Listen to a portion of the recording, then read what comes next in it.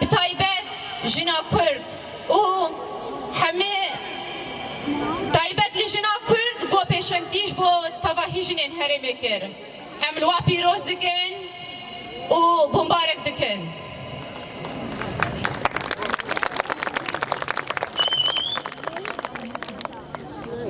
Bi rastî rojbûna rêber Apo di çarê Nîsana 1948 de dêwateyeke pir girîng û giran buha ji bo taybet gelê Kurd û gelê herêmê.